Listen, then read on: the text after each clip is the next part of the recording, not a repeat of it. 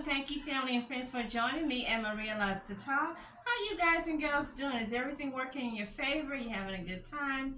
You enjoying yourself? Hey, did you go to work? Did you play hooky? Wait a minute. Wait for Friday. Wait for Friday to play hooky or Monday. Okay, so you guys, I have a great videos for you today. As I share with you, I will be trying to pop out like 20 videos. I'm going to be going fast speed. That's one of my resolutions for the first of the year. I don't know if I'm going to be able to, keep the momentum up, but that's the plan. So many stories and so much going on in the news. I can't keep up. People calling me, people emailing, people saying, "Hey, have you seen this? Have you seen that? Do you know this?" I'm like, nope. Hey, so without further ado, y'all know the drill. Go get you some snacks. Come on back. Let's get into these videos. And woo, hey, if it's not for you, you know the drill. You can make your own YouTube video. It's fun. It's free. It's easy. It's exciting. Helps the morale. Or there's 3, maybe 4 trillion videos on YouTube you can check out. So hey, without further ado, let's get into this. Okay, you guys, the first gremlin, I shouldn't call these people names. I shouldn't call them gremlins, but hey, I'm so tired, just like you are, of these criminals taking over. This one is current, you guys, it's current. This is from Daily Mail. Reveal the identity of severed head and body parts found in a Brooklyn woman's freezer after her husband deleted him in a drug dispute and chopped up his body. Graphic. Do not have the kids in the room, please. And these people, to me, they look like those little motorcycle gang couples. I'm just saying, that's what they look like. NYPD detectives have identified the remains as belonging to 40-year-old Keyshawn Gelzer, Gelzer, also known as Dave Draper, sources told Daily Mail. Heather Stines, Stines, 45, was detained on Monday night after cops received a tip about the grisly find and found the body parts in her freezer in Brooklyn. Wow. Stines is undergoing a psychiatric evaluation. Y'all, wait a minute. Y'all getting me with these freaking mental card. Freaking mental card. She didn't tell you she was cray-cray. She didn't tell you that she's been on Ambien or Xanax or whatever. She forgot. They just giving these cards out to people. Okay, so here, evaluation at Brookdale Hospital after being interrogated by detectives who are so far only charging her with concealing a body. Really, NYPD? The mother of 2 told police her husband, Nicholas McGee, killed Gelzer in September in a dispute over drugs, then chopped him up and put the pieces in the freezer. She has said that, and we believe it to be true, a source said, adding that the case was being investigated as a suspected drug-related homicide. So basically, you're taking the word of, I'm just going to keep it real. These are 2 white middle-aged couples. I don't know. They didn't say their age, but they look old enough to know better. They're not babies. They're not teens. And the guy that they killed, the victim, the drug dealer, the pusher, he's a black guy. So here they say McGee has been in a Chesapeake, Virginia jail since September after he was accused of trying to cash a fraudulent check in a bank. That's where her old man has been. Coming out of Brooklyn, where authorities found body parts in the refrigerator of a woman's Flatbush apartment. Overnight, we have learned that the woman has been charged in the case, and now we have just gotten new details about both the suspect and the victim. Eyewitness News reporter Phil Tate joins us live in Flatbush this morning to explain. So, Phil, what's the new information? Yeah, well, we've learned that the person that police brought into custody just days ago following Monday's wellness check is 45-year-old Heather Stines, who's now been charged with concealment of a human corpse. Well, we're expecting her to be arraigned a little later today, but for the first time right now, we are getting a look at the man who police believe is the victim. His name is Kashawn Gelzer, and they say that it's believed that he was found in that third-floor apartment fridge after Monday's wellness check. That was from a Crime Stoppers tip called in from a neighbor.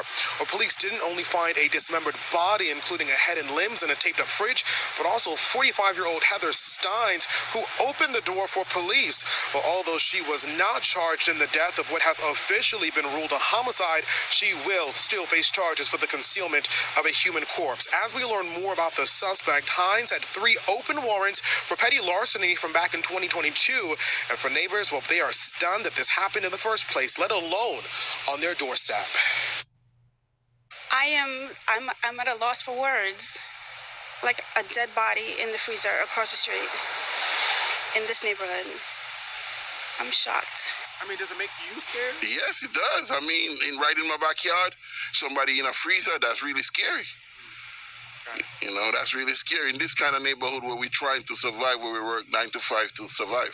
Scary to know that there's tons of people that go through this area because of the buses, the food court, the schools, the hospitals.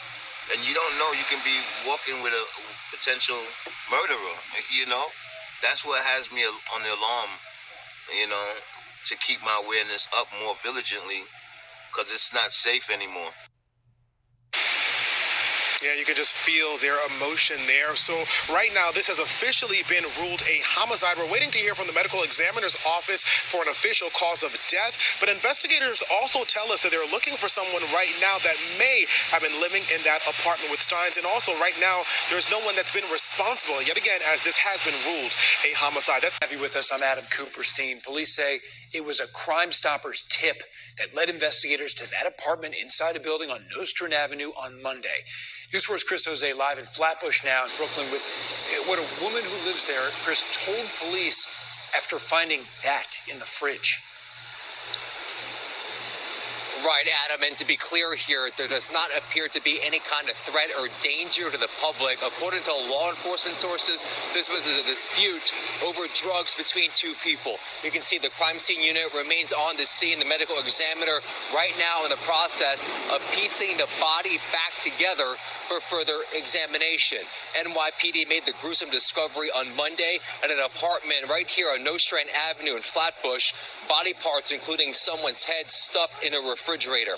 An anonymous tip to Crime Stoppers leading police to the apartment. Law enforcement sources telling News 4 a woman who lives there let officers in, and they immediately noticed a taped up refrigerator. Sources say cops arrested that woman when she became combative. Police say when officers opened the fridge, they found black plastic bags containing body parts.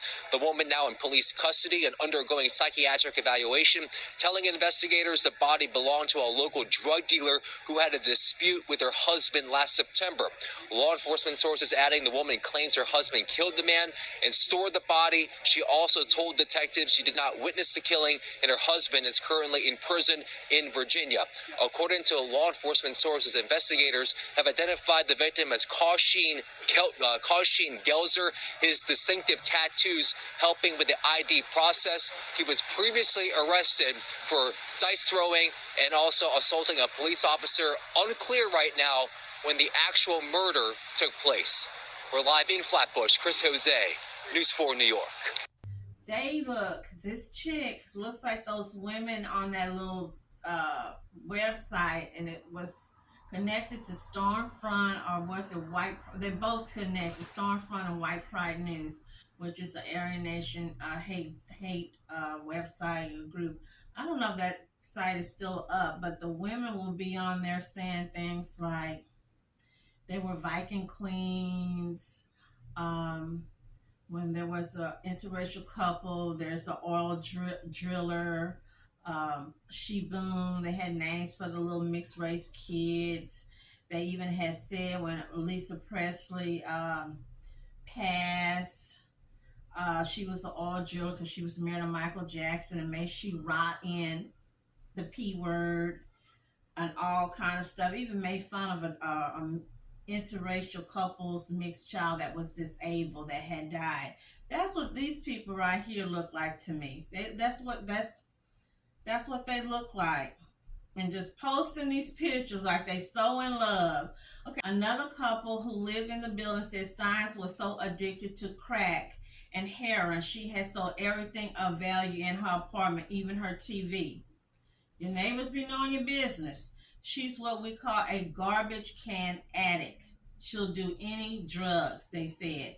Heather's one of the people bringing this building down, and nobody would be sad if she went to jail. This is what the neighbors thinking of her. The couple said Steins recently started hanging out with a short black man with dreadlocks, whom she was seen with frequently as recently as the weekend. So it's not that man. So since the old dude been in jail, she been hanging out with a black man. Okay, Stein's aunt, Amy, said her niece had several children from prior relationships who were taken away from her. Why are there not, I hate to say it, y'all gonna get me, why are these people not being, I don't want to use the word sterilized, but they should have their tubes tied. If the state is already have one, two, okay, one, okay, two, maybe three. But after that, these women should not be having more kids until they get situated and get cleaned up. Okay, so here they're saying, as far as she knew, Child Protective Services took the kids away after finding her to be neglectful.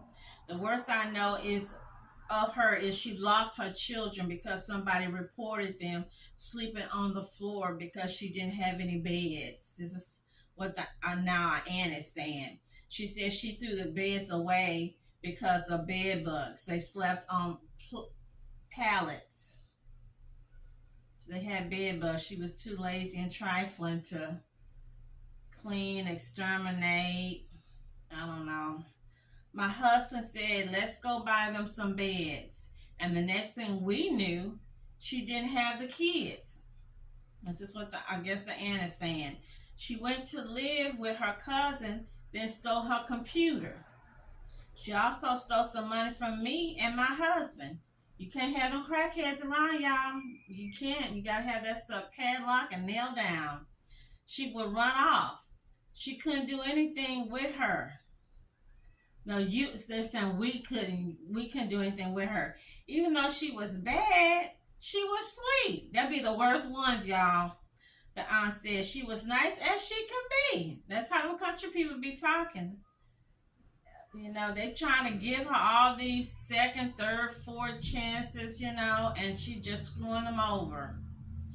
Okay, so now they're saying a few years back, the aunt recalled Heather said she had to get away from here. And I said, you think New York is better than here?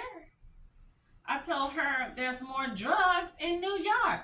Well, Annie, you're not getting it. That's why she wanted to go to New York to get more drugs. Kentucky was too small for her. Little country bumpkin trying to go to the big city. She said she was going to come back here to Kentucky at some point and I was going to let her stay with me. But she never did come back. She texted me over the years at times for money.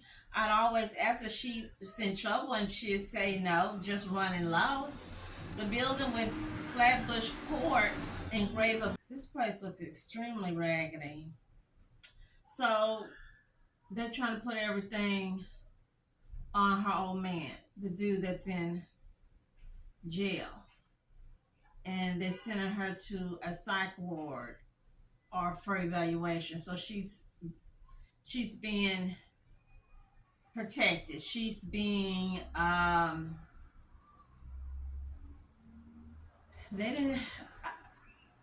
just curious, and I know people gonna question. I'm just wondering if it was the other way around. She looked like me, or Gabrielle Union, or Whoopi Goldberg. Would there been a psychiatric evaluation? Would there be them question whether she was involved in this? what the neighbors had let it go that long. September and it's January, so if it went that long, y'all didn't know. Nobody called the police to report. This guy here, I want to say he had no business dealing with them. He's a drug dealer or drug pusher, whatever. I don't know. He probably, it could, it could be more to the story. Maybe he was also messing with homie. He was messing with Stines. And Nicholas, her husband, found out, wait a minute, maybe Nicholas felt that his wife Stines liked this guy Gelzer, Mr. Draper, and he was like, I'm fixing to get rid of yo, you know what. Remember I shared with y'all in the last video how these black men back in the day were lynched. Person can just say, like Miss Stines, even though she's like at the bottom of the barrel, she's not an Ivanka Trump or a Paris Hilton or a Pat Nixon or Jackie O, but she's still white. So even her saying, oh, he looked at me, he touched me, he took advantage of me. Half the time they knew a lot of this stuff was just a bunch of you know what, because they knew and seeing what kind of couple these people were. But they'll get the first black or any old black dude they saw, young or old, blind, can't walk, strap them up, put them on that tree, lit them up, put them on fire, or cut off the privates. I want to say, I know people are going to say, well, he was a criminal too, Marie. He was the SA. He's not here to defend himself. And they didn't say who the victim was or what had happened. We just know that this guy ended up in a freezer, and that's not where he should have been. And yes, I will say prayers go out to him, his mom, his family. He's probably got kids wondering where daddy's at. Okay, our next one, this story is sad too. Okay, ABC 13 News. Man dies after family claims he wasn't given HIV medication in jail. This is current, January 27th. The family of a California man with HIV has filed a lawsuit claiming that he wasn't given access to the necessary medication they said he needed to treat his condition while in jail. They should get a lot. I mean, it's sad, but they should get a lot of money because they knew better. They should have gave this man his medicine. I thought that information was put in when these people enter. Okay, so Nicholas Overfield, 39, was arrested in February of 2022 and died several months later at a hospital in June after his family claimed he wasn't given access to his prescribed antiviral medication to treat HIV during the 2 months. 2 months this man, he was detained at El Dorado County Jail, according to the complaint filed last week. After she says her son died in jail, Nick Overfield's mom says he was not allowed to take prescription meds for HIV. She says he died of complications from the virus. My son died. He had his medicine. He should still be alive if he had his medicine. He was on HIV medicine when he went in. He was doing fine. So Leslie Overfield says her son was denied medication for 2 months before his death. The El Dorado County Sheriff's declined to comment, citing the ongoing litigation. The South Lake Tahoe mother says her son would still be alive today if medical staff at the El Dorado County Jail gave him his HIV medicine. The family is now suing El Dorado County and WellPath Community Care. They say the two parties withheld his medication for months. ABC 10's Roxanne Elias explains.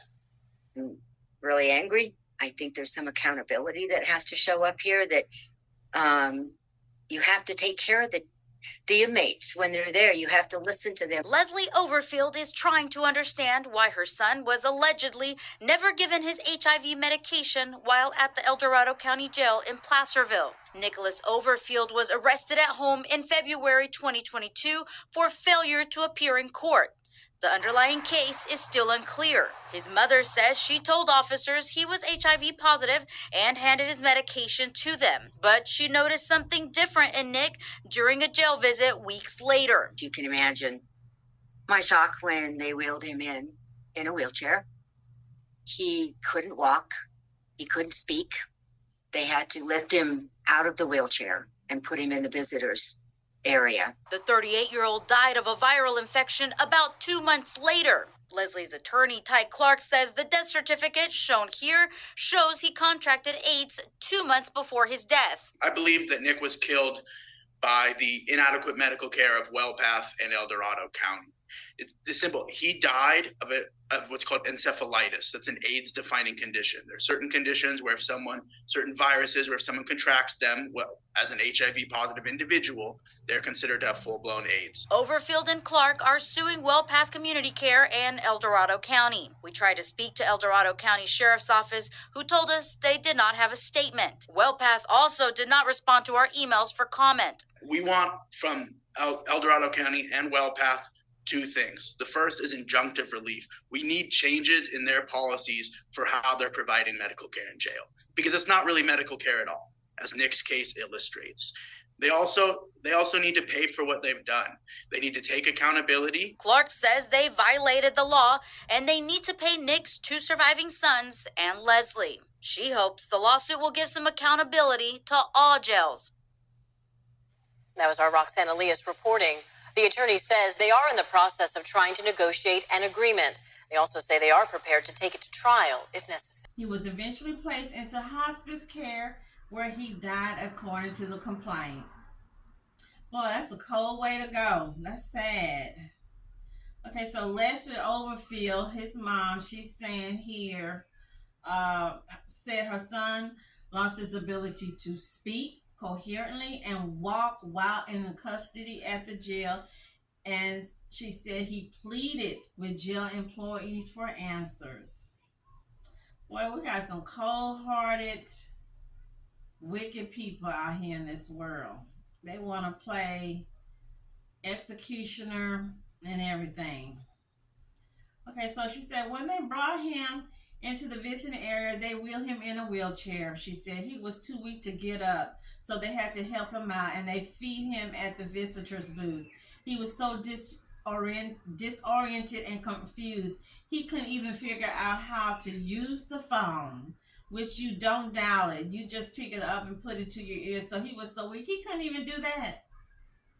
The lawsuit claims Overfield was taken from the jail to Ward Memorial Hospital on April the 23rd, 2022. While being treated at that hospital, the lawsuit alleges that one apparent medical record dated April the 24th, 2022 says a nurse writes that she spoke with a jail nurse from El Dorado County Jail who reported that Nick has not had access to his HIV medication since in custody in February. ABC News has not seen the medical documents alleged in the complaint. The cause of death here shows is listed as encephalitis, inflammation of the brain, vasculitis, inflammation of blood vessels in connection with the varicella-zoster virus. His other conditions, including his years-long diagnosis of HIV and substance abuse, were also listed under cause of death on the death certificate. He began experiencing complications from the varicella-zoster infection 2 months before his death, according to the death certificate. Okay, so that's why I was wondering. So he had to been already being weak, or his system was breaking down. So they're gonna probably use that, but they don't have no defense.